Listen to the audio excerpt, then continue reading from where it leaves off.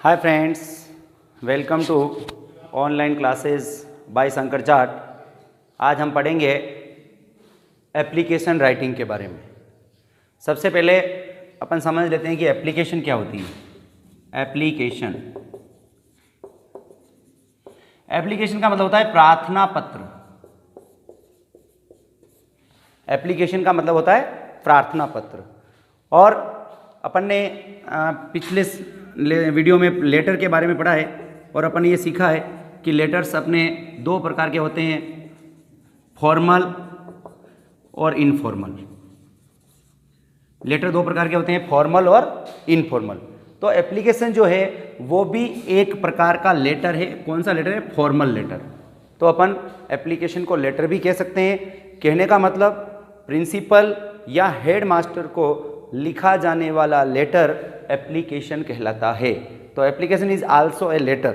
Application भी एक letter है और प्रिंसिपल या हेडमास्टर को लिखा जाने वाला जो लेटर है वो एप्लीकेशन कहलाता है। अब अपने परीक्षा में प्रश्न आता है एप्लीकेशन राइटिंग का, तो उसको कैसे लिखेंगे उससे पहले अपन एप्लीकेशन के बारे में कुछ जनरल बातें नोट कर लेते हैं। तो पहली बात तो ये है कि एप्लीकेशन का मतलब होता है प्रार्थना पत्र। दूसरा, एप्लीकेशन भी एक प्रकार का फॉर्मल लेटर है। एप्लीकेशन एक प्रकार का फॉर्मल लेटर है, औपचारिक पत्र है। यानी एप्लीकेशन जो है एक आपका फॉर्मल लेटर है, यानी प्रिंसिपल और हेडमास्टर को लिखा जाने वाला जो लेटर है वो एप्लीकेशन कहलाता है। दूसरी बात, इसमें कोई विशेष निवेदन कहते हैं, रिक्वेस्ट या आज्ञा में मैंने परमिशन,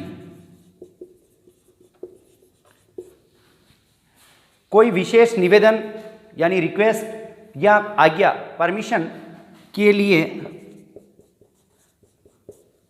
लिखी जाती है।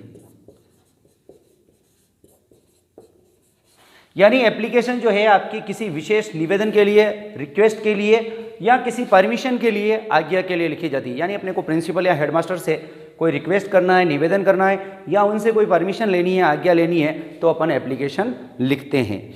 ठीक है। एप्लीकेशन मैंने आपको पहले ही बता चुका हूं, सामान्यतया हेडमास्टर या प्रिंसिपल को लिखी जाती है। हेडमास्टर या प्रिंसिपल को लिखी जाती है।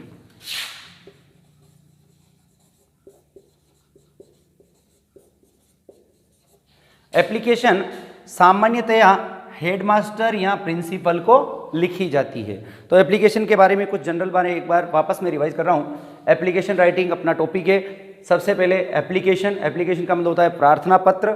एप्लीकेशन भी एक प्रकार का लेटर है। कौन सा लेटर है? फॉर्मल लेटर है। तो एप्लीकेशन, कभी कभी परीक्षा में ऐसे प्रश्न भी पूछा जा सकता है कि write a letter to your principal. It means आपको एप्लीकेशन लिखना है, क्योंकि प्रिंसिपल या हेडमास्टर को लिखा जाने वाला जो लेटर है वही आपका एप्लीकेशन है। फिर एप्लीकेशन जो है किसी विशेष निवेदन के लिए, रिक्वेस्ट के लिए या किसी आज्ञा के लिए, परमिशन के लिए लिखी जाती है। और एप्लीकेशन जो है सामान्यतया किसी हेडमास्टर को या प्रिंसिपल को लिखी जाती है। और हेडमास्टर या प्रिंसिपल किसी स्कूल के होते हैं, तो सामान्यतः स्कूल के हेड को लिखे जाने वाले जो लेटर होता है वो आपका एप्लीकेशन कहलाता है। अब अपन पढ़ेंगे कि एप्लीकेशन का फॉर्मेट क्या होता है या एप्लीकेशन किस प्रकार लिखी जाती है, उसका फॉर्मेट क्या होता है। तो लिख दीजिए फॉर्मेट ऑफ एप्लीकेशन या एप्लीकेशन का फॉर्मेट। एप्लीकेशन का फॉर्मेट तो अपन लिख देंगे एप्लीकेशन और फॉर्मेट।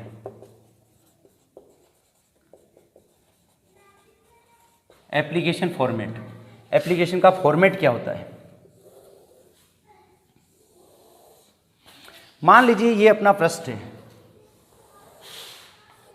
मान लीजिए ये अपना पृष्ठ है, तो इस पृष्ठ पे एप्लीकेशन का फॉर्मेट अपन समझेंगे कि क्या क्या चीज़ इसके ऊपर होती है। सबसे ऊपर ही ऊपर किसी भी एप्लीकेशन को लिखने के लिए सबसे ऊपर ही ऊपर प्लेस, स्थान का नाम आता है, या जिसको अपन एड्रेस भी कह सकते हैं। तो वो एप्लीकेशन जिस स्थान से लिखी जाती है वो एड्रेस, या अपन स्वयं लिख रहे हैं तो अपना स्वयं का एड्रेस सबसे ऊपर ही ऊपर आता है, जिसमें गली का नाम हो सकता है, मोहल्ले का नाम हो सकता है, स्थान का नाम हो सकता है। उसके बाद आता है आपका डेट।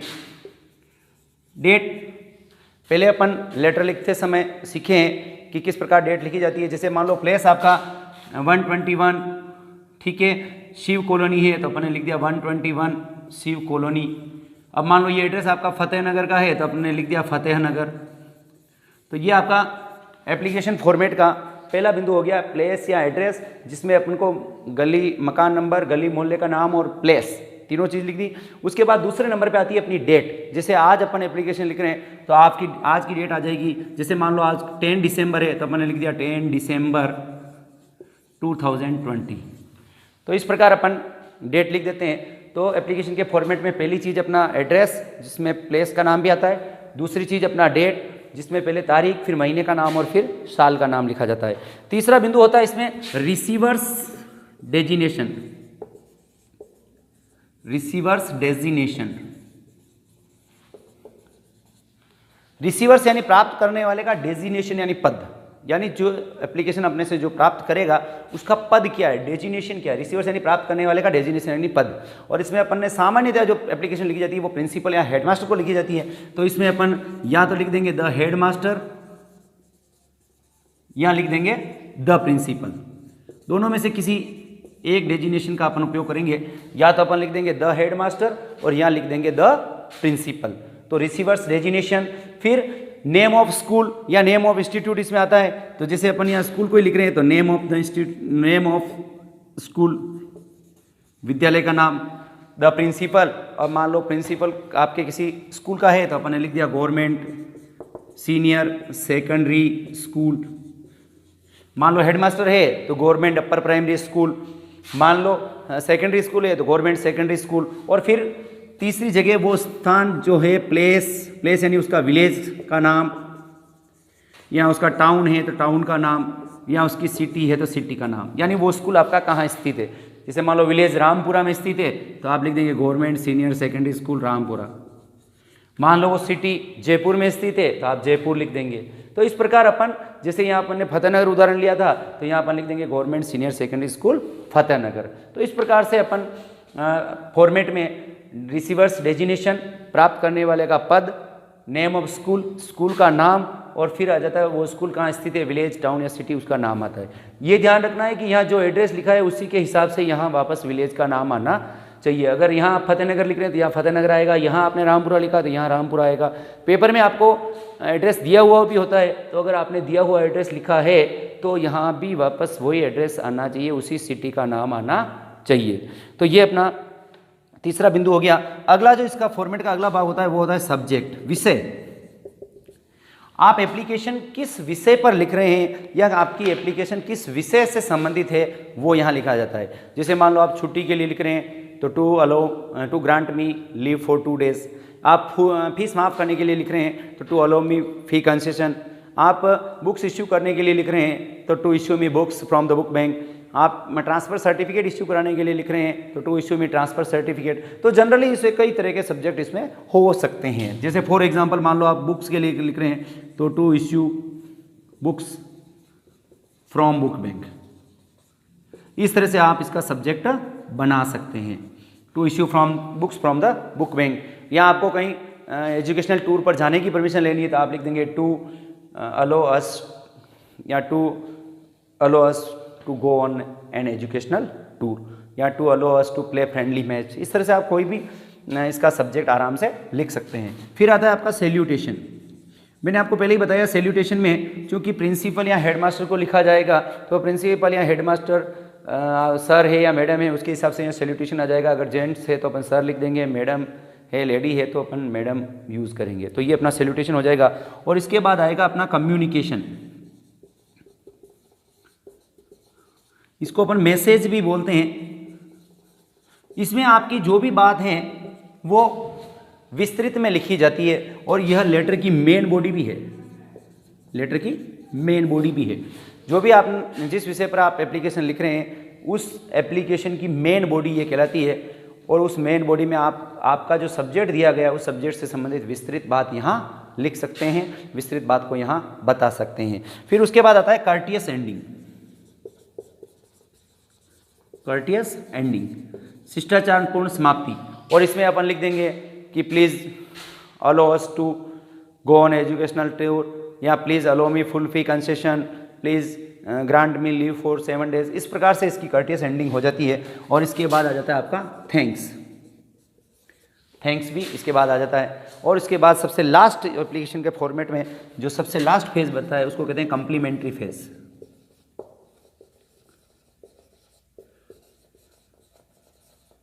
Complementary phase. और इसके अंतर्गत अपन जो लिखते हैं, बिल्कुल एप्लीकेशन में अपन यूअर्स ओबीडिएंटली लिखते हैं। यूअर्स ओबीडिएंटली लिखते हैं। अपने को ये ध्यान रखना है कि ओबीडिएंटली की जो स्पेलिंग है उसको 3 टुकड़ों में आप याद कर सकते हैं, करवा सकते हैं बच्चों से कि OBEDIENTLY ओबीडिएंटली। तो यूअर्स ओबीडिएंटली और इसके बाद नेम, क्लास आदि लिखी जाती है। तो इस प्रकार अपन एक एप्लीकेशन का फॉर्मेट अपन सीखें कि किस प्रकार एक अच्छी एप्लीकेशन की रचना अपन कर सकते हैं, किस प्रकार एक अच्छी एप्लीकेशन अपन लिख सकते हैं। तो अभी एक उदाहरण अपन अपने सामने लेंगे और उस एप्लीकेशन को अपन लिखेंगे ताकि आपको पता पड़े कि किस प्रकार से एप्लीकेशन लिखी जाती है। जैसे मान लो आप किसी विद्यालय में पढ़ते हैं और आपके पिताजी बहुत गरीब है, पुअर फार्मर है, और आप चाहते हैं कि आपकी फ़ीस माफ़ कर दी जाए। तो इसमें आपको किस प्रकार अपने प्रिंसिपल को या अपने हेडमास्टर को एप्लीकेशन लिखनी है वो अपन सीखेंगे। तो सबसे पहले आपको एड्रेस, क्वेश्चन कैसे दिया हुआ हो सकता है, क्वेश्चन में आपको एड्रेस दिया हुआ हो सकता है, नहीं भी दिया हुआ हो सकता है। तो परीक्षा में अगर आपको एड्रेस नहीं दिया हुआ तो एग्जामिनेशन हॉल लिख देंगे, फिर शहर का नाम लिख देंगे। इस प्रकार से आप एप्लीकेशन की रचना कर सकते हैं। जैसे मान लो फॉर एग्जांपल कि मेरे को क्वेश्चन दिया हुआ है कि your father is very poor, he can not pay your school fee, write an application to your principal to allow full fee concession. इस तरह से क्वेश्चन दिया जा सकता है। तो अपन उसको एक एग्जाम्पल के रूप में सीख रहे हैं। तो मान लो मेरे को ऐसा क्वेश्चन दिया गया है, तो मान लो मैं एप्लीकेशन कैसे लिखूंगा। ये मान लो मेरा पेज है। तो सबसे पहले मैं एप्लीकेशन लिखना शुरू कर रहा हूँ। तो सबसे पहले मैंने आपको जैसा बताया एड्रेस आता है, एप्लीकेशन जो लिख रहा है उस व्यक्ति का एड्रेस। जैसे मैं लिख रहा हूँ तो मेरा एड्रेस मान लो मैं उदयपुर में रहता हूँ तो मैं लिख दूंगा 141। मेरी कॉलोनी का नाम मान लो गोविंद कॉलोनी है तो मैं लिख दूंगा गोविंद कॉलोनी। और मैं मान लो उदयपुर में रह रहा हूँ तो मैंने लिख दिया उदयपुर। एप्लीकेशन के फॉर्मेट का पहला भाग एड्रेस, जो एप्लीकेशन लिखने वाला है उसका आता है। मैं एप्लीकेशन लिख रहा हूँ, मैंने अपना एड्रेस लिख दिया है। इसके बाद आती है डेट। जैसे मान लो मैं आप 10 को लिख रहा हूँ तो मैंने लिख दिया 10 दिसंबर 2020। ठीक है। फिर अपने को तीसरा फॉर्मेट में अपन ने तीसरा बिंदु लिखा था रिसीवर्स डेजिग्नेशन, प्राप्त करने वाले का पद। अब अपन यहाँ चूंकि प्रिंसिपल को लिखने के लिए बोला है तो अपन अपने प्रिंसिपल को लिए लिखेंगे। तो यहाँ अपना डेजिग्नेशन आ जाएगा द प्रिंसिपल। इसके बाद नीचे दिया गया नेम ऑफ द स्कूल। आप प्रिंसिपल जो है किस स्कूल का है उस स्कूल का नाम आएगा। तो अपन यहाँ लिख देंगे गवर्नमेंट सीनियर सेकेंडरी स्कूल और उदयपुर। फिर आपके चौथा फॉर्मेट में चौथी चीज लिखी है अपन ने सब्जेक्ट। सब्जेक्ट में आपको दिए गए विषय को संक्षिप्त में लिखना है। तो जैसे अपने को फीस माफी के लिए लिखना है तो अपन लिख देंगे to allow me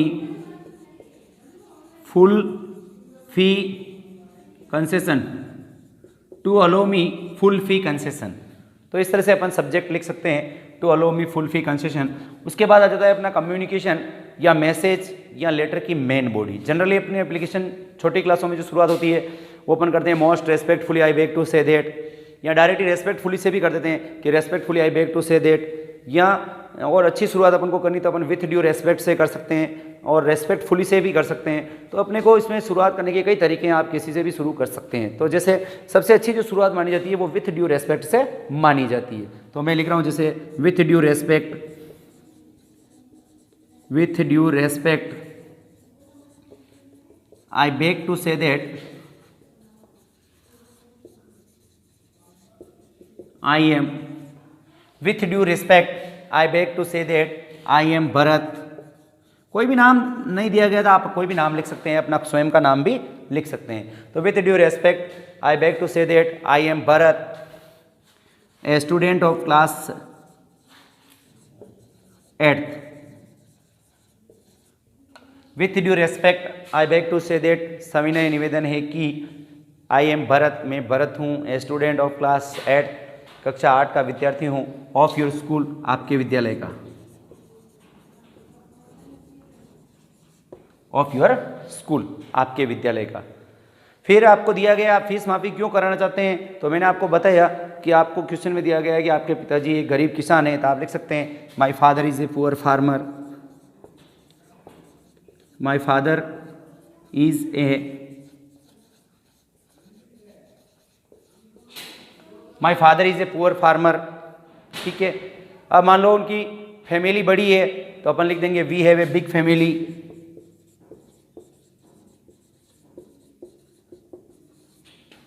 we have a big family. My father is a poor farmer, we have a big family. ये आपने बता दिया कि मेरे पिताजी गरीब किसान हैं, हमारे एक बड़ा परिवार है। आप ये भी बता सकते हैं कि मेरे 2 भाई और 2 बहन हैं, ऐसे भी लिख सकते हैं। तो वी आर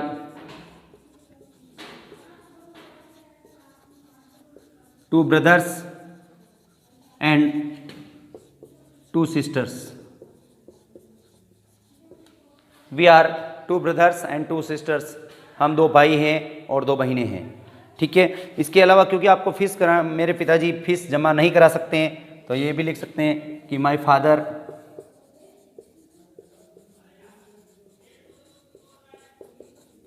कैन नॉट पे my school fees, my father can not पे, मेरे पिताजी नहीं चुका सकते हैं माई स्कूल फीस, मेरे विद्यालय की फ़ीस नहीं चुका सकते हैं। आप चाहें तो और ये भी लिख सकते हैं कि मैंने पिछली कक्षा में अच्छे प्रतिशत से पिछली कक्षा उत्तीर्ण की है, या मैं किसी गेम का अच्छा खिलाड़ी हूँ, ये भी यहाँ लिख सकते हैं। तो आप लिख सकते हैं I am a good player of kabaddi, I am a good player of kabaddi, मैं कबड्डी का एक अच्छा खिलाड़ी हूँ, या मैंने पिछली कक्षा में 70% मार्क्स प्राप्त किए हैं, ये भी लिख सकते हैं I got 70% marks in my last class, I got 70% marks, मैंने 70% अंक प्राप्त किए हैं इन माई लास्ट क्लास, मेरी लास्ट कक्षा में। तो इसके साथ ही अपन लिख सकते हैं। और उसके बाद आ जाता है अपना अगला भाग कर्टियस एंडिंग। तो अपन ने सीखा है कि आपको प्लीज़ या काइंडली से अपन को निवेदन करना है, तो अपन ये लिख सकते हैं कि please allow me full fee concession. तो आप लिख देंगे please allow me full fee concession, please allow me full fee concession. तो कृपया करके मुझे पूर्ण फीस मुक्ति प्रदान करें या फीस मेरी माफ़ करें। और इसके बाद अपने कम्प्लीमेंट्री फेज थैंक्स के साथ कम्प्लीमेंट्री फेज आ जाएगा, तो अपन लिख देंगे थैंक्स। ठीक है, तो अपन लिख देंगे थैंक्स। ठीक है, और थैंक्स के बाद अपना कम्प्लीमेंट्री फेज आ जाएगा कि किस प्रकार अपन मैंने आपको बताया है कि कम्प्लीमेंट्री फेज कैसे लिखा जाता है। तो अपन लिख देंगे यूअर्स ओबीडियंटली। तो अपन लिख देंगे यूअर्स ओबीडियंटली। मैं ऊपर लिख रहा हूँ, आप इसको नीचे की तरफ लिखें, तो आप इसके नीचे की तरफ लिख देंगे यूअर्स ओबीडियंटली, और फिर अपना नाम और अटेंडेंस नंबर लिख देंगे। आपको यहाँ लिखना नीचे की तरफ यूअर्स ओबीडियंटली, यूअर्स ओबीडियंटली। और आपको अपना नाम दे रखा है तो अपन ने लिख दिया भरत, और आपकी क्लास आपको दे रखी है तो अपन ने लिख दिया क्लास 8th।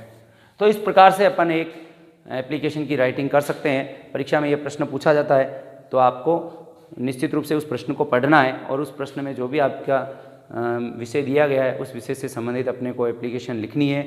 निश्चित रूप से आपको ये वीडियो अच्छा लगा होगा। अगर आपको वीडियो अच्छा लगा तो इसको लाइक करें, शेयर करें, हमारे चैनल को सब्सक्राइब करें। पुनः मिलेंगे एक नए वीडियो के साथ। Thank you.